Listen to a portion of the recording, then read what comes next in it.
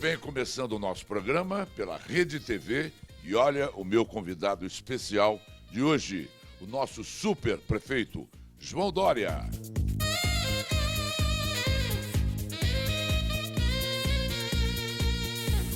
João, muito obrigado por você me conceder o seu precioso tempo, agora mais precioso do que nunca, não é? Nós nos conhecemos há décadas e você sempre preservou muito o seu dinamismo dentro do seu tempo. Agora, então, eu me sinto hiper privilegiado em estar aqui com o prefeito de São Paulo, prefeito que toda cidade brasileira queria ter. João, você me pediram até que eu abrisse essa entrevista, foi a minha mulher quem disse, assim, abra sim. Você conhece o João há décadas, diga para ele, eu não te disse, eu não te disse. Eu estou dizendo isso porque eu sempre percebi nesse dinamismo do João que essa energia toda um dia seria dirigida, seria para toda uma população, para todo um país. Eu dizia para ele, você vai ser governador de São Paulo, João. Eu ficava observando as minúcias da sua administração, nas suas empresas, eu o acompanhava. Falei, você tem que ser governador de São Paulo. Eu brincava assim. É verdade. Bom, nós nos conhecemos, você estava falando, eu estava calculando aqui, 41 anos. Tem 41 anos que nós somos amigos. Quando você chegou de Rio Preto, na Rede Tupi de televisão, tem gente que está nos assistindo aqui nem sabe o que foi Rede Tupi de televisão. E foi uma rede importante a sua época. Foi a rede pioneira, não, na sua época, como na minha época. A sua época. Não, a época dela, a época da Tupi. Mas a nossa. A gente brinca muito com esse tema da idade. E o Amauri vindo de Rio Preto, eu me lembro do Zé Hamilton apresentando você, o Serjão, o Sérgio de Souza, enfim, um timaço que naquela época fazia parte do jornalismo da Tupi, e você foi contratado. Se não me engano, foi o Zé Hamilton que te chamou. Foi o Zé Hamilton Ribeiro quem me trouxe para a redação da Tupi. Que teu amigo e tudo. No tempo em que a câmera era Rolleiflex, lembra aqueles filminhos que você tinha que fazer o processamento? Levava uma hora e meia. Saía para fazer uma reportagem, era CP a câmera, a CPzinha. Tirava o filme, revelava o filme, editava na moviola para poder ir pro ar no jornal. Isso, daquele tempo. Nem tinha, imagina, essas câmeras que nós estamos tendo agora aqui, nem se imaginava ter isso. Pois é. E aí o Amauri veio, depois você foi para o Diário de São Paulo, o Diário Popular, abriu a coluna gentíssima que você... E aí foi. Então tem 41 anos de uma relação muito boa. E há muitos anos que você sempre brincava, não, você tem vocação em espírito público, algum dia você vai ocupar tal ou qual posição. Eu disse, nada, meu mundo é meu mundo privado. Você não queria isso, você afastava isso com veemência. Imagina, eu não quero, jamais. Meu mundo era cumprir a minha tarefa dentro do setor privado. E eu falava isso com convicção. Mas você sempre brincava, não, você tem espírito público, tem jeito e tal, ainda vou ver você nessa ou naquela posição. Mauri, vamos falar de coisa séria, vamos tocar a vida aqui falando... E você acabou acertando, né? João, eu acho que vale, nessa nossa entrevista, nessas circunstâncias, você dar uma relembrada, invocando a sua síntese, não é? A sua trajetória. Eu me lembro de você como presidente da Embratur, me lembro de você como publicitário, me lembro de você em diferentes momentos, mas ninguém melhor do que você para atualizá-lo e colocar para eles como é que foi a sua trajetória. Bom, tem que fazer um flashback rápido aqui, senão vai ocupar o programa inteiro. Mas, você vê, nós nos conhecemos na TV Tupi. Da Tupi eu fui para a Band, para Bandeirantes, fiquei um período, depois eu ainda voltei para a Rede Tupi, depois é que eu fui para a vida pública com o Montoro, fazendo a campanha dele para o governo do Estado, ele foi eleito, aí eu fui indicado para ser secretário de turismo do Mário Covas, então prefeito de São Paulo, e administrar a Paulistur.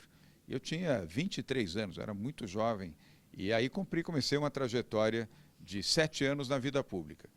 De secretário de Turismo em São Paulo, fui presidente da Embratur, no que seria o governo Tancredo Neves, com a morte do doutor Tancredo. José Sarney foi o presidente, eu durante 3 anos e meio fui presidente da Embratur, a empresa oficial de turismo do Brasil. Depois voltei para o setor privado, e aí, junto com o Luiz Lara, que você conhece também, iniciamos nós dois uma trajetória no mundo da comunicação, da publicidade, até chegar à minha decisão de disputar a Prefeitura de São Paulo. Os nossos negócios foram bem, foram prosperando, crescemos, consolidamos, criamos o LID, que você conhece também, já participou de várias viagens, a nossa editora, a nossa produtora de televisão, de marketing, enfim, são 12 empresas, hoje estão com o meu filho, o João Dória Neto, o Johnny, que você também conhece. Estou completamente afastado, por óbvio, e dedicado hoje a administrar a cidade de São Paulo. E muito inspirado no meu pai, que você ainda conheceu. Professor Agripino Dória, Mind Power. Que, aliás, gostava muito de você. E essa relação com meu pai também me ajudou bastante a tomar a decisão de disputar as eleições, primeiro dentro do PSDB, depois, ao vencer as prévias do PSDB, manter, evidentemente, a decisão de disputar a prefeitura e conquistá-la no primeiro turno. Primeira vez em 26 anos que um candidato ganha as eleições em São Paulo no primeiro turno. Com mais de 3 milhões de votos. Mais de 3 milhões de votos, 53% dos votos válidos na capital de São Paulo. Estamos aí completando 45 dias à frente da cidade de São Paulo e com um ritmo frenético. E esse é o ritmo que todo mundo me perguntou, mas você vai manter esse ritmo? Ou é só o começo? Eu sempre fui assim, eu sempre fui acelerado. Você que me conhece há 41 anos sabe disso, sempre fui acelerado. E é o que nós temos feito aqui na cidade de São Paulo também. Aceleração, evidentemente, fazendo aqui o paralelo, com muita segurança, sabendo dirigir com cuidado e tendo uma boa equipe. É fundamental a composição de um bom time e isso nós fizemos para administrar a maior cidade do país. João Dória, eu li a biografia de Olavo Bilac, do professor Fernando Jorge, que recentemente nos visitou, e encontrei um traço muito incomum seu com Olavo Bilac, o grande poeta brasileiro, que ele era absolutamente escravo da simetria, ele tinha um toque que era o perfeccionismo, ele não podia, como você, ver nenhum quadro desalinhado na parede, que ele logo se levantava incomodado e alinhava o quadro. Eu arrumo também, não quadro torto, coisa torta, tal, eu arrumo. Se tem lixo no chão, eu pego, jogo no lixo. Mas isso é toque? Você identifica isso como toque, como mania, como compulsão? Não, tem gente que sofre porque é compulsivo. Não, eu também sofro um pouco com desarrumações. Não você, aliás, nós dois brincamos um com o outro. Há muitos anos que a gente faz essa brincadeira. Eu sou organizado, sou extremamente disciplinado e muito determinado também. Então, essa minha organização faz com que tudo, aliás, minha vida inteira, desde pequeno, desde criança, eu sempre fui organizado, mesmo na fase mais dura da minha vida, a fase mais difícil da minha vida, que você conhece bem, eu não tinha dinheiro, enfim, uma fase dura, eu era organizado, eu era disciplinado e mantive isso ao longo de toda a minha vida. Então, tudo para mim passa pela organização e a disciplina. E passa também pelo ambiente onde você está. Se você tem um ambiente que pode ser limpo, por que não tê-lo limpo? Se ele pode ser organizado, por que não tê-lo organizado? Se os seus papéis, seu computador, seus arquivos puderem ser organizados, ainda que lhe custe um pouco mais de tempo, por que não fazê-lo? Você, com disciplina, fica menos tenso, consegue ocupar mais a sua mente para as coisas produtivas do que para ficar lembrando daquilo que você se perdeu, esqueceu, não sabe onde colocou. Então, eu estabeleci essa relação mental de disciplina que me ajuda muito. Herdou de Olavo Bilac. Leia a biografia de Olavo Bilac. Do fundo do baú, primeira vez que me falam isso. É verdade. Era uma característica da personalidade de Olavo Bilac. Até inventaram aí, parece que é uma invenção mesmo, que você toma um remédio para não dormir. Isso foi não quer dizer que tenha sido uma invenção, uma suposição. Porque vitaminas eu tomo. Aliás, um amigo comum, o Eduardo, que anos atrás, há muitos anos, há 38 anos, o Eduardo Gomes de Azevedo, médico do Pelé, uma vida inteira atendendo o Pelé. Aliás, foi o Pelé que me apresentou o Eduardo, quando eu estava lá na Embratur, no Rio de Janeiro, portanto, isso tem 35 anos, 34, 35 anos, e ele me receitou naquela época vitaminas, que era uma coisa que ninguém receitava. Vitaminas era uma coisa assim estranha. E tanto que no Brasil não tinham as vitaminas, eu tinha que comprar no exterior quando viajava para poder trazer. Não tinha, aqui não tinha. Nós temos o Sidney Oliveira. Em abundância. Em abundância. Ótimas vitaminas, por sinal. A única vitamina que tinha aqui era o Cebion, a vitamina C efervescente. Era a única que existia, não tinha aqui. Eu comprava nos Estados Unidos. Hoje o Sidney produz aqui todas as vitaminas, os complexos, que aliás eu tomo, inclusive. E o Eduardo, aquilo me ajudou muito. É só o que eu tomo até hoje. É vitamina C, complexo B, óleo de peixe, enfim, vitamina E, que são numa composição adequada, sempre sob orientação médica. E é só. Imagina se eu tomo remédio para induzir o sono ou inibir o sono. Nunca tomei remédio nenhum. Nem sempre precisa comprimido para dormir, quanto mais para não dormir. Mas você sempre dormiu muito pouco. Sim. Você foi adestrado para dormir muito pouco. Foi. Primeiro, ao longo da vida toda, eu tinha que dormir pouco, porque no período de muita dificuldade financeira, eu trabalhava durante o dia e estudava à noite. Então, eu já tinha pouco tempo para dormir, naturalmente, porque trabalhava o dia inteiro, ia para a escola, onde eu entrava às 8 horas da noite, voltava de ônibus para minha casa, pegava 3 ônibus para chegar em casa, chegava em casa meia-noite, meia-noite e 10, e aí tinha que, enfim, tomar banho, etc. No dia seguinte, acordar às 6 horas da manhã, porque tinha que, de novo, pegar ônibus para chegar no trabalho. Então, essa disciplina foi imposta naturalmente na minha vida. E, ao longo dos anos, eu fui encurtando, a bem da verdade, foi diminuindo. Quanto tempo você dorme hoje? Eu, em 3 horas e meia, 4 horas no máximo por noite. Mas você só pode entrar em estado REM para poder aguentar esse tranco. Mas eu durmo bem, Amaury. Eu deito e durmo, assim, em menos de um minuto eu estou dormindo. Eu durmo bem, durmo tranquilo, e já faço isso há muitos e muitos anos. Evidentemente, agora, à frente da prefeitura, piorou um pouco, porque antes eu trabalhava metade do sábado, sempre trabalhei sábado, mas meio expediente, nunca trabalhei sábado o dia inteiro. E domingo eu reservava para a família, para o esporte, para o lazer, para a leitura, assistir um filme e tal. Agora acabou, agora eu trabalho sábado. O futebolzinho você está jogando ainda. De noite, só. De noite, raramente. E a ginástica? Não, ginástica eu consigo fazer todo dia. Faz parte da ocupação das horas disponíveis, faço exercício todo dia, pouco, mas sempre, fazendo regularmente. Me alimento bem, você sabe que eu não bebo, não fumo, você também devia. Você parou de fumar ou ainda continua fumando? Não vou responder. Continuo fumando. Continua. Não tomou juízo. Mas eu nunca fumei, nunca bebi, me alimento bem. Então isso me ajuda muito também a manter o eixo, o equilíbrio e a relação mente-corpo, eu diria, num plano estável.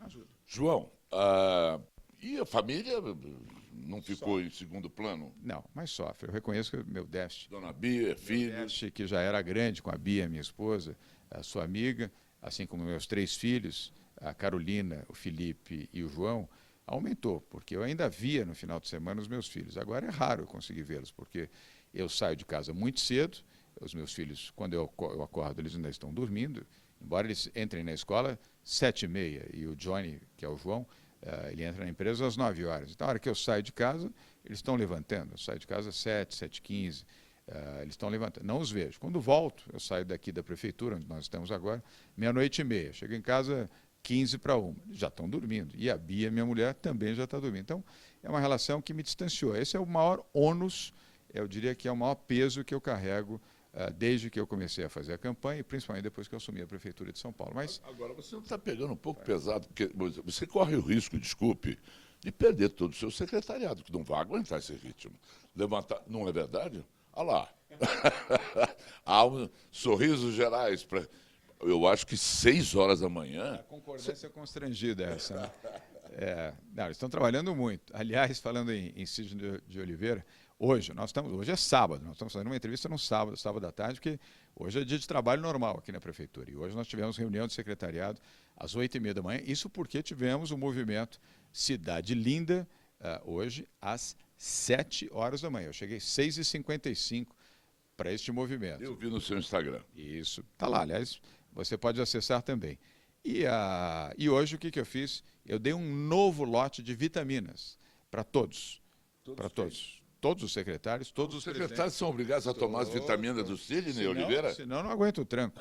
Senão não aguento o tranco. Já no primeiro dia, na primeira reunião que antecedeu a nossa posse, no dia 1º de janeiro, eu entreguei um lote de vitaminas. Passados essas 5 semanas e meia, 6 semanas, praticamente, nós entregamos um novo lote. E assim vai ser, a cada 6 semanas vão recebendo um novo lote. Para aguentar o tranco, precisa se preparar. Teve algum que já pediu demissão? Não, estão resistindo. Não, todos vão resistir. Heroicamente, vão resistir.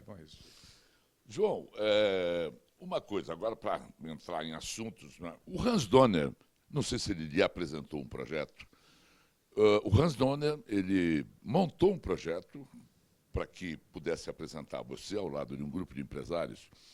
A gente sempre disse aqui que a lei Cidade Limpa foi muito boa, que foi o Kassab quem instituiu. Estava realmente... Esse nome fui eu que sugeri. Eu me lembro. Num almoço ocasional, eu gosto do Kassab, é meu amigo de muitos anos, meu amigo desde 14 anos de idade.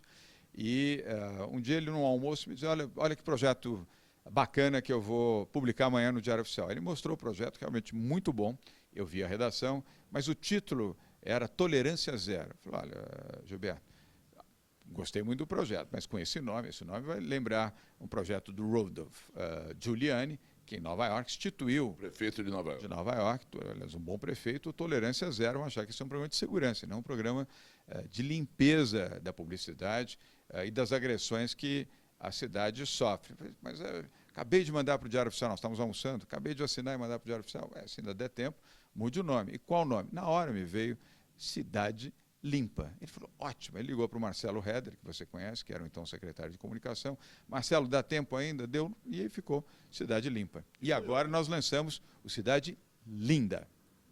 Agora, esse projeto do Hans Donner se propõe a deixar São Paulo um pouco mais colorida. Como nós temos o Times Square em Nova York, como Tóquio, uma cidade lindíssima, que a gente se impressiona com seus luminosos, Hong Kong.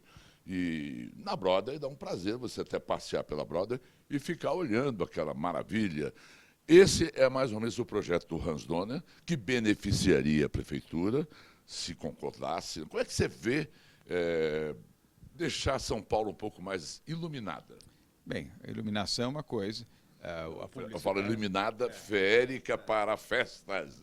A iluminação, até a cidade vai melhorar muito, nós vamos lançar a PPP, a parceria público-privada de iluminação pública na cidade, neste ano de 2017. Tem regiões muito escuras na cidade. Tem. E a iluminação de LED, ela melhora substancialmente a qualidade de luminosidade na cidade, fora a economia para os cofres públicos. É muito mais barato, 40% mais barato.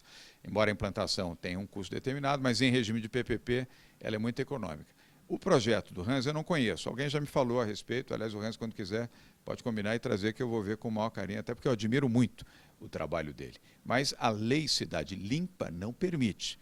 Então é preciso analisar, verificar se, sendo algo realmente muito positivo para a cidade, se pode ter uma área determinada onde não haja prejuízo para os moradores, onde não haja prejuízo para o contexto, vamos dizer, arquitetônico da cidade, ter uma determinada área, talvez não no tamanho da Broadway, que possa ser analisado com este tipo de luminosidade e de apelo, como tem em Tóquio, como você bem lembrou, como tem em Nova York e outras grandes cidades do mundo. Mas é um tema que precisa ser bem estudado.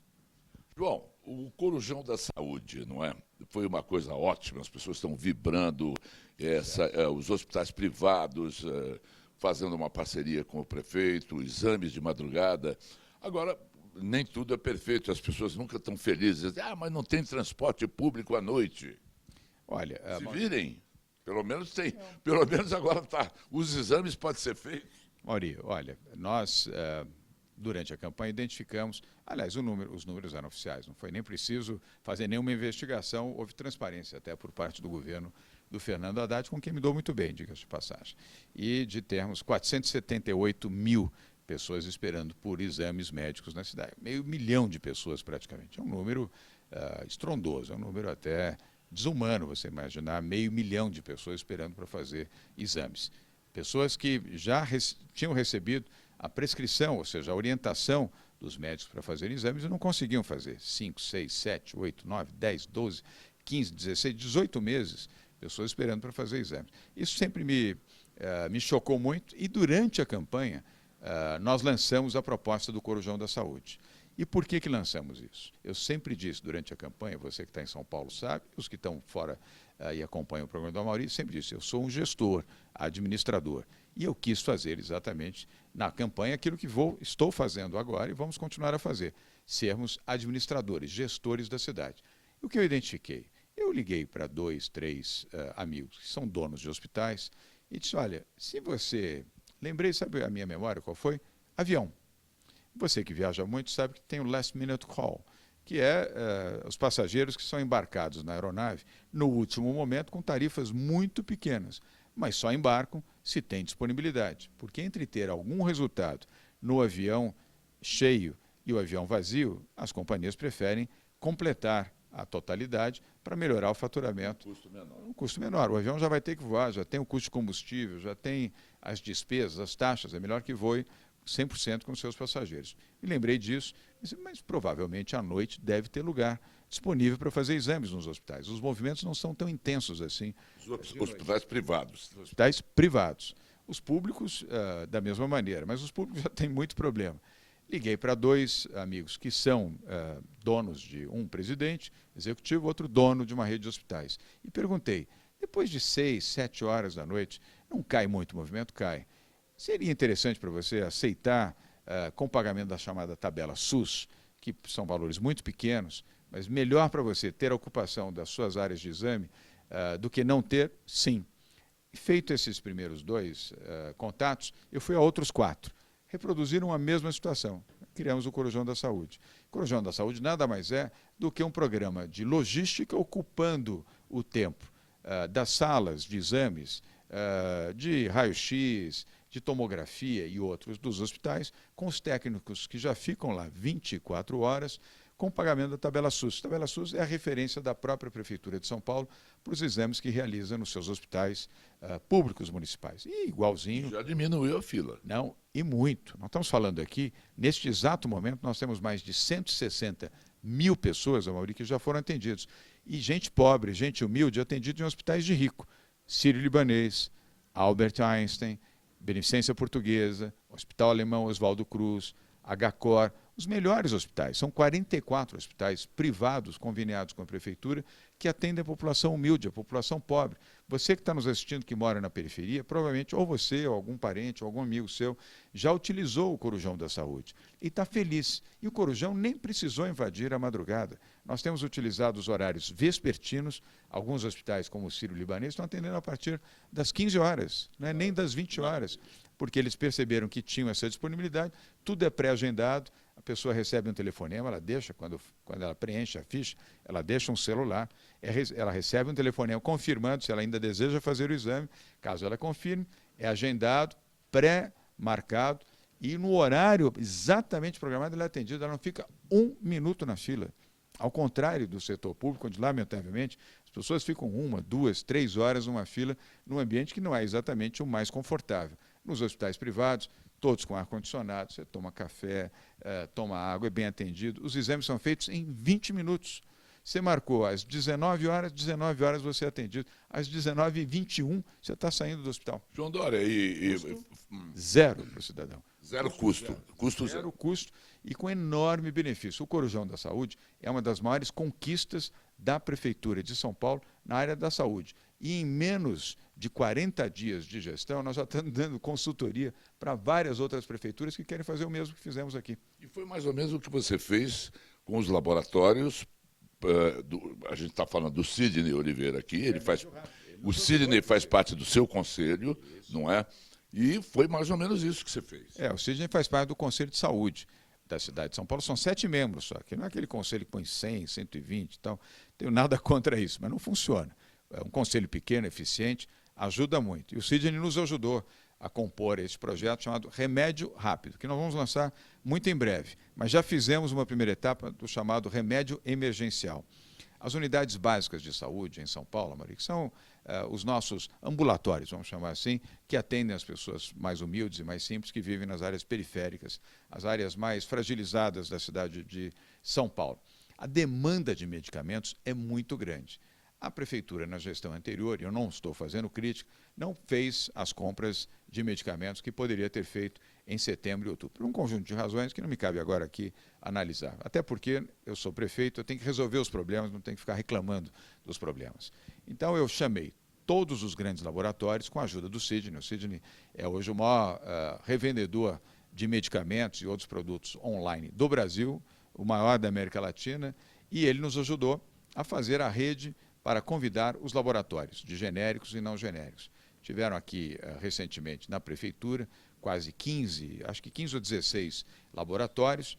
Nós fizemos um apelo para que eles pudessem nos ajudar sem nenhuma contrapartida num fornecimento emergencial de medicamentos para atender essa fase até o início desse programa do Remédio Rápido. Pois muito bem, resultado destas 2 reuniões que fizemos foi a doação sem contrapartida nenhuma, e, obviamente sem custo nenhum, de 321 milhões de doses e ou comprimidos, dos 128 medicamentos mais utilizados nas UBSs em São Paulo. E agora, nesta semana, todas as farmácias das UBS estão sendo abastecidas com esses medicamentos que nós não tínhamos. Nós tínhamos um percentual muito pequeno.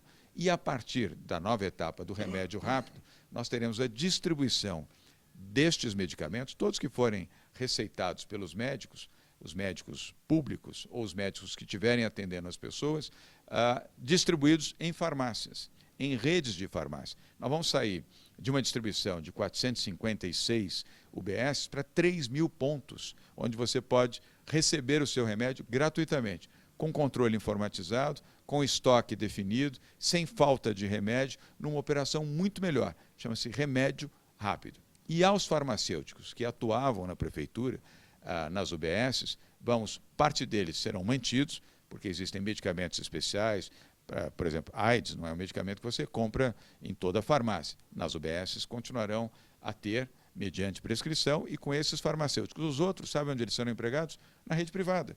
Porque eles já estão preparados, já estão treinados, vão trabalhar muito mais próximo das suas casas, inclusive, porque a capilaridade da rede de farmácias em São Paulo, como de resto no Brasil, é muito grande, ou seja, sem nenhum desemprego, com o remédio atendendo a necessidade da população, sem faltar mais. O seu nome está circulando no mundo inteiro pelo tipo de administração que você adotou. Você sabe disso, não é, João? É verdade. Olha, recentemente, nos últimos 12 dias, eu dei entrevistas para o Wall Street Journal, para o New York Times, para o The Guardian inglês, para Bloomberg, só para citar, vamos dizer, 4 veículos, vamos dizer, de grande expressão, e entrevistas já publicadas, tanto na versão impressa quanto versão eletrônica. Isso gerou e está gerando mais demandas também de outros veículos. Daqui a pouco o Donald Trump vai pedir conselhos a você. Imagina, não tem essa pretensão. Mas é a grandeza de São Paulo, não quero me auto-intitular importante, mas é a importância da cidade. Maior cidade da América Latina, a terceira maior capital do mundo. São Paulo agora tem esse espírito de cidade do mundo. E é isso que eu quero fazer, transformar a nossa cidade numa cidade mundial e numa cidade mais justa, mais fraterna também, sobretudo com a população mais humilde e mais pobre. O Parque do Ibirapuera será privatizado. Todos os parques de São Paulo. Todos os parques de São 96 Paulo. parques serão privatizados em regime de concessão. Isso não implica em vender os parques. Eles serão concedidos por um prazo determinado para exploração privada, zero custo, a população não vai pagar ingresso para entrar em parque e nem terá produtos mais caros adquiridos nos parques, água de coco, outros produtos isotônicos, enfim, hidratantes. Isso vai fazer parte de um amplo programa de concessão. Na América são assim. Você que viaja muito para lá, na Flórida, que você gosta tanto, a maioria dos parques, os grandes parques, são todos privados. Nova York, Chicago, Los Angeles, Washington, mesmo na Europa, vários parques também de orientação e sob gestão privada, ou mesmo aqui. Vamos diminuir o custo, fazendo com que esse dinheiro seja revertido para educação, saúde, habitação e transporte, vai melhorar a qualidade dos parques, manutenção das áreas verdes, dos campos esportivos, de banheiros, iluminação e segurança pública. O mesmo vai acontecer com a AMB? O mesmo vai acontecer também com Interlagos. Mas aí é diferente. No caso do AMB Interlagos, nós vamos vender. Será um programa de privatização. Você falou da viagem aos Emirados Árabes, que eu estou indo agora. Hoje à noite, inclusive, eu estou seguindo para lá. Vou fazer, você conhece bem lá, Dubai, Abu Dhabi e Doha, no caso. muito dinheiro, muito dinheiro. Grandes fundos. O João vai buscar todo o dinheiro dos Emirados aqui para São Paulo. Esse vai ser o nosso primeiro roadshow. 3 dos 5 maiores fundos de investimentos do mundo estão lá. E eu vou falar com os presidentes e a direção desses 3 grandes fundos, um em Doha e 2 em Abu Dhabi. Tem um pouco menor em Dubai, que nós gostamos tanto, você já até escreveu um livro sobre Dubai. Mas esse está entre os 10 maiores. Mas entre os 5 maiores, nós temos 3 lá. E eles têm muito interesse em programas de privatização. O AMB e Interlagos serão 2 bens privatizados e toda a renda advinda dessa privatização será destinada à saúde e à educação na cidade de São Paulo. O AMB não faz o menor sentido continuar sendo público. Hoje, com os centros de exposições privados que São Paulo tem, o Transamérica, o Center Norte e o Expo, que fica no antigo Centro Imigrantes, perto da rodovia dos imigrantes, hoje a sambar com a maioria dos grandes eventos em São Paulo. O AMB foi perdendo a sua posição, ainda é um grande centro de eventos, mas perdeu porque a exigência de investimentos é muito grande e falta dinheiro público. Então, o setor privado vai resgatar o AMB no seu pavilhão de exposições, no seu centro de convenções e no sambódromo também, que igualmente será privatizado. E o autódromo de Interlagos, não faz o menor sentido, século XXI, o poder público administrando e pagando o autódromo. O autódromo tem que ser administrado pelo setor privado. O Parque Interlagos tem um parque na sua área sul de acesso gratuito, continuará a ter, só que bem administrado, com iluminação, segurança, equipamentos de ginástica, equipamentos... Custa para a Prefeitura Interlagos? Interlagos é prejuízo, na veia, custa quase 70 milhões de reais por ano de prejuízo para administrar o autódromo e administrar também o parque. Agora, ele vai ser um próprio gerador de receita, além de não gerar nenhuma despesa. Abu Dhabi, que você também conhece bem, tem o melhor modelo de autódromo do mundo, o autódromo de Sathi Island. Esse autódromo, que se você tiver imagens você vai poder mostrar, ele opera todos os dias, 365 dias por ano. Tem as competições de Fórmula 1, tem as competições de outras categorias internacionais, e ao longo da semana ele tem competições, test drives e programas que as pessoas pagam e você vai lá e pode fazer o uso da marca do automóvel que você gosta, em inúmeras atividades. Tem um complexo residencial de alto luxo, tem um complexo hoteleiro com o Hotel Viceroy, tem um complexo de entretenimento, inclusive o Ferrari World, que fica ali do lado, e tudo isso gera receita, não tem prejuízo nenhum, e ele é administrado pelo setor privado. É uma das conversas que nós vamos ter agora nesta viagem. Essa é a sua pauta da viagem para os Emirados Árabes? Uma das.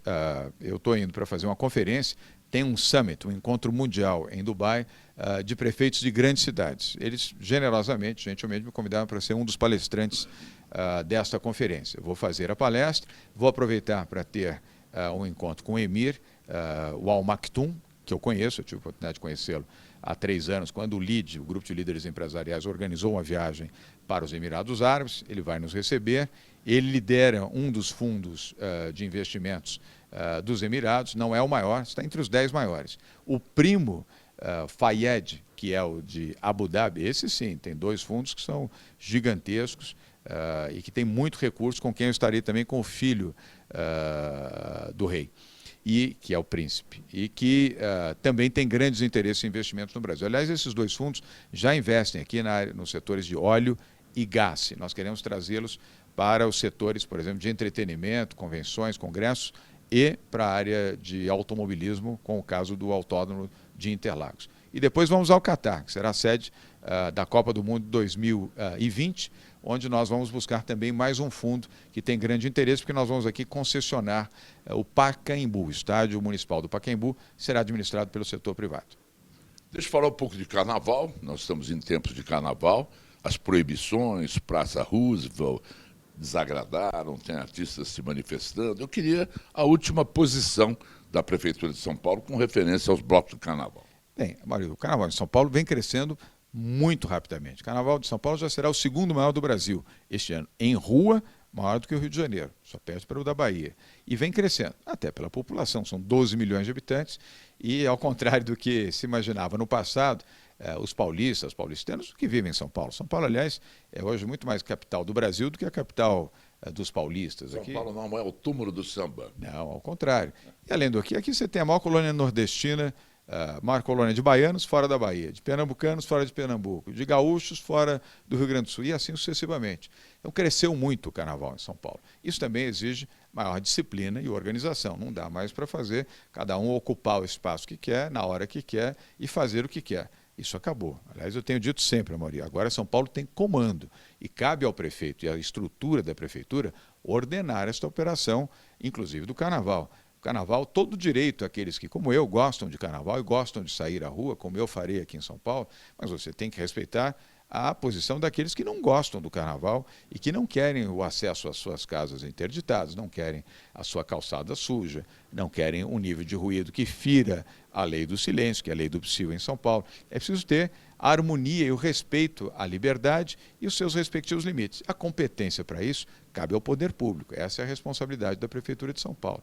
Estimular os blocos, estimular o carnaval, os desfiles no sambódromo, mas com a disciplina para que o direito das outras pessoas que não participam do carnaval sejam respeitados. Agora, os trios elétricos de fora têm que pagar. Tem que pagar, porque eles vêm da Bahia, vêm de Pernambuco.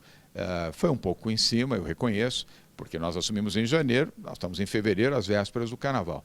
Mas houve uma exigência da Prefeitura para o pagamento de uma taxa que resgata a cidade parte das despesas que ela tem. Porque quando você tem... Mas foi criado na sua gestão. Isso antes era livre, cada um vinha e fazia. Só que tem um custo para você, para todos que estão aqui nos assistindo, para você que mora em São Paulo, você paga impostos e tem que pagar pela equipe da CET, de bombeiros, polícia militar, guarda civil metropolitana, limpeza pública, recomposição de jardins, de canteiros.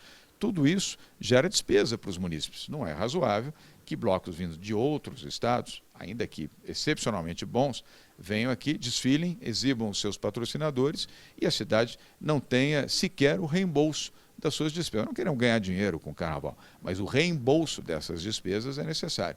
Destes blocos, o único que aceitou esta condição foi o da Daniela Mercury, a nossa baiana, que vem e vai desfilar em São Paulo durante o Carnaval, com provavelmente 70, 80... Carlinhos Brown não topou? Não. Talvez tenha ficado um pouco em cima para ele. A Preta Gil, de quem gosto muito. Aliás, eu gosto muito também do Carlinhos Brown. Todos serão bem-vindos. Acho que com mais tempo eles vão poder se preparar melhor e nós também. João Dória, qual é a sua definição de arte urbana e de sujeira urbana? Estou falando agora da polêmica da pichação. Boa pergunta. Arte urbana são os grafiteiros, os muralistas e outras expressões desse tipo, que eu respeito e estimulo. Nós vamos ter aqui em São Paulo, desde o Museu do Grafite, que não existe nenhum no Brasil, nós vamos ter um em São Paulo, e também o MAR, o Museu de Arte Urbana, um programa que o André Sturm, que é o nosso secretário de Cultura, vai implementar. Muito em breve nós vamos estar anunciando, serão 5 museus de arte urbana. Vão se assemelhar, Amaury, àquilo que você conhece em Miami. Wynwood é um bairro de Miami Beach, deteriorado no passado, estava desprestigiado, abandonado, até que o prefeito resolveu estimular ali a presença de grafiteiros e estabeleceu também incentivos para a implantação de cafés, galerias, tudo aquilo correlacionado à arte urbana. Um sucesso. Virou, hoje, a maior atração de Miami, é exatamente Wynwood. Recomendo até que, se você tiver alguma viagem programada para lá, vá visitar. É surpreendente, houve um resgate de uma forma disciplinada, mas com toda a atratividade do grafite e dos murais. Portanto, nada contra os grafiteiros e muito menos os muralistas. Agora, agressão, pichador. Pichador é um agressor, ele é um bandido urbano, é isso que ele é. Porque quem agride, quem vai pichar a porta da sua casa, você que está nos assistindo aqui no programa do Amaury, aquele que vai agredir a porta do seu escritório, do seu estabelecimento, ou que picha monumentos, picha pontes, picha tudo, esse, com o prefeito de São Paulo, terá sistematicamente uma ação de vigilância e não terão a menor tolerância. Já prendemos 68 foram presos, estão sendo processados, inclusive o filho do diplomata que pichou uma estátua na Praça da Sé, foi o primeiro, eu fiz questão que ele fosse o primeiro a ser processado, porque foi um sem vergonha, devia se espelhar no pai, que trabalhou para ser um diplomata brasileiro, e ele, que não trabalha, achou que era divertido protestar pichando uma propriedade pública e principalmente um monumento público. Vai pagar o processo, vai pagar a multa, que eu já vou me referir a ela na sequência, e ainda vai pagar o preço para recompor o monumento que ele pichou. A multa que nós aprovamos agora na Câmara Municipal de São Paulo é de R$5.000 para cada pichação que for feita. 10 mil se ele for reincidente. E se pichar uma obra de arte da cidade, do estado ou federal, ou seja, qualquer bem patrimonial histórico, vai pagar também pela recuperação integral. Será processado criminalmente e será processado judicialmente. Vai responder 2 processos e vai ter que pagar. E se não tiver dinheiro para pagar, sabe o que ele vai fazer? Vai limpar a rua, vai cuidar de jardim e vai limpar as porcarias que fazem na cidade de São Paulo. Então fica até o aviso aí para quem imagina que é divertido ser pichador e destruidor. Em São Paulo, não. Eu não entendo essa linguagem dos pichadores. Você já procurou saber? Mas eles têm um código entre si que eu não. Eu também não. O código deles é que isso destrói a cidade. Então vamos fazer o código. Pichar, se eles quiserem pichar, que pichem as suas próprias casas. mas pichar também exige um investimento, porque a tinta tem que ser comprada. E não é possível que alguém subsidie isso. São transgressores. Provavelmente roubam roubam celulares, roubam outras coisas. Não estou afirmando, estou supondo, para poder comprar equipamentos, produtos para fazerem as suas pichações. Em São Paulo, eles serão implacavelmente perseguidos e vigiados por câmeras eletrônicas. Nós vamos instalar 10 mil câmeras na cidade, 2.500 esse ano, integradas no Copom, que é da Polícia Militar. Colocamos 38 mil taxistas, que, aliás, gente valorosa, os taxistas de São Paulo, agora são guardiões da cidade. Se você andar de táxi, quase todos já estão com selo, guardiões da cidade, que pelo 156, aliás, serve para você também o número, 156, 24 horas por dia, você denuncia o pichador. Se ele estiver pichando na hora, você pode denunciar, que a Guarda Civil Metropolitana ou a Polícia Militar imediatamente vão até este pichador e ele será preso em flagrante. Não moleza pichador em São Paulo. Qual é o seu maior problema? Última pergunta, João Dória. O seu maior problema, aquele que te incomoda, aquele que você está encontrando maiores entraves, que eu sei que você é persistente, mas você alinha os problemas em fila. Qual é o que está ocupando a prioridade nas suas reflexões? Nós temos que resolver os problemas, Amaury. Eu não me queixo dos problemas, eu tento resolver os problemas. Saúde é prioridade número 1, é o mais grave problema da cidade. Segundo, educação, as creches especificamente representam um problema que nós vamos resolver com o programa Nossa Creche, que em breve nós vamos anunciar como faremos para reduzir o déficit de 61 mil crianças fora das creches, como resolvemos o problema dos exames, que eu já contei aqui no seu programa. De 478 mil, nós vamos zerar em 3 meses.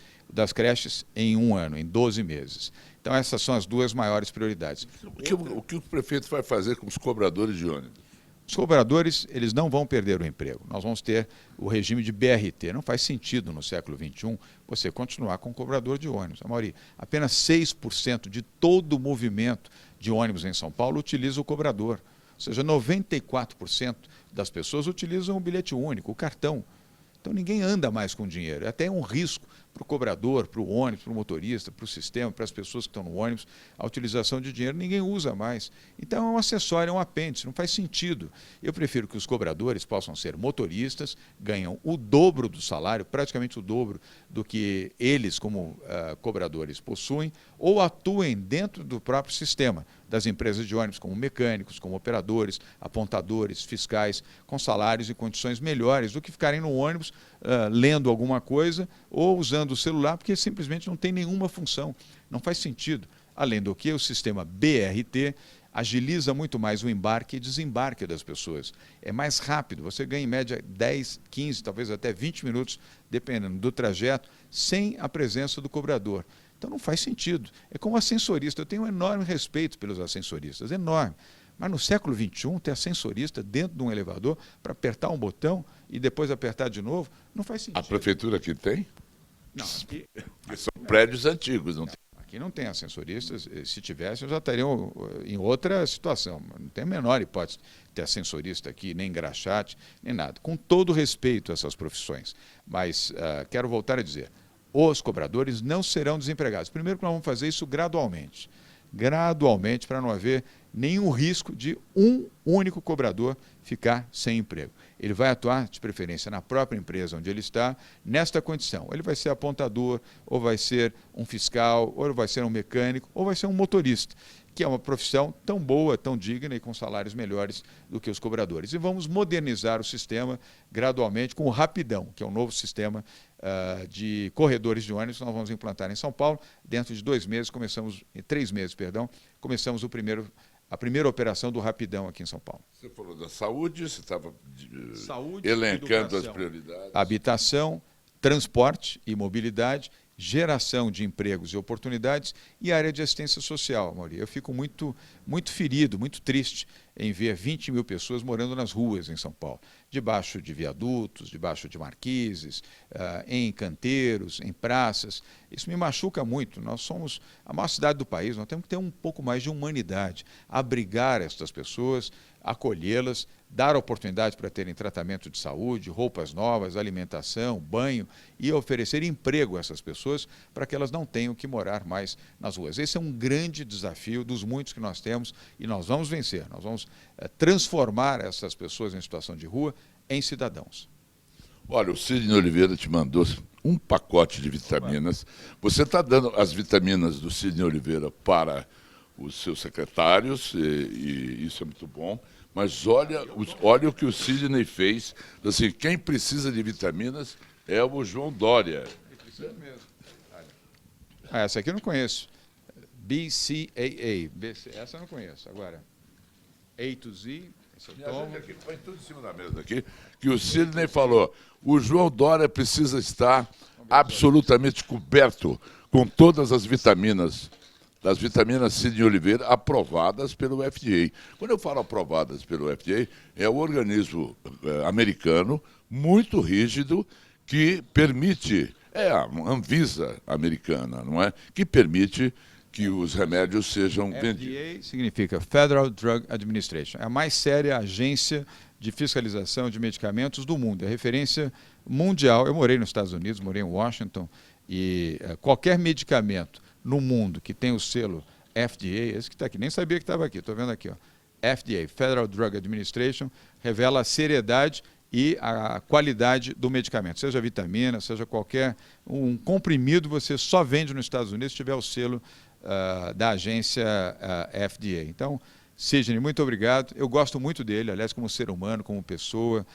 generoso como sempre foi, além de um torcedor, patrocinador da Seleção Brasileira de Futebol. Aproveito para mandar um abraço muito carinhoso para o Sidney. Amaury, obrigado. Eu tomo vitaminas mesmo, acabamos de falar sobre isso aqui no seu programa, então isso aqui para mim é útil, isso aqui é alimento. Obrigado, João. Parabéns. Obrigado, nosso super prefeito, João Dória. Eu não posso falar muito, senão a entrevista vai ficar com cara de chapa branca, porque nós somos amigos há décadas e eu acompanho com entusiasmo a forma de João Dória administrar. Estou muito feliz. Eu diria que aqui é chapa amiga, não é chapa branca, porque eu sou teu admirador de muitos anos. Pessoal, parabéns, João. Obrigado para vocês também. Fiquem com Deus. João Dória.